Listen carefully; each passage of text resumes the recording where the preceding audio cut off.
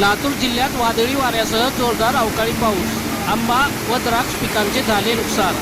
Marathi news, मी नितीन चालक। लातूर शहरासह जिल्हाभरात आज शनिवार दिनांक 20 एप्रिल 2024 रोजी दुपारी 3:30 वाजण्याच्या दरम्यान विजेच्या कडकडाटासह जोरदार पाऊस झाल्याने लातूर जिल्ह्यातील आंबा व द्राक्ष पिकासह अनेक पिकांचे नुकसान झाले आहे। प्रादेशिक हवामान केंद्र मुंबई यांनी आज 20 एप्रिल रोजी तुरळक ठिकाणी जिल्ह्यात वादळी वाऱ्यासह मेघगर्जना व विजांचा कडकडाट होऊन जोरदार पाऊस पडेल असा अंदाज व्यक्त केला होता। तसेच वाऱ्याचा वेग अधिक तासी 30 ते 40 केव्ही असे असणार असल्याचे सांगितलेही होते। त्यानुसार लातूर जिल्ह्यात काही ठिकाणी जोरदार तर काही ठिकाणी तुरळक स्वरूपाचा पाऊस पडला असून जिल्ह्याभरात दुपारी 3:30 वाजण्याच्या दरम्यान लातूर शहरासह अवकाळी पावसाने मोठा तडाखा दिला आहे। या पावसामुळे आंबा, द्राक्ष व विविध प्रकारचे अनेक पिकांचे नुकसान झाले आहे।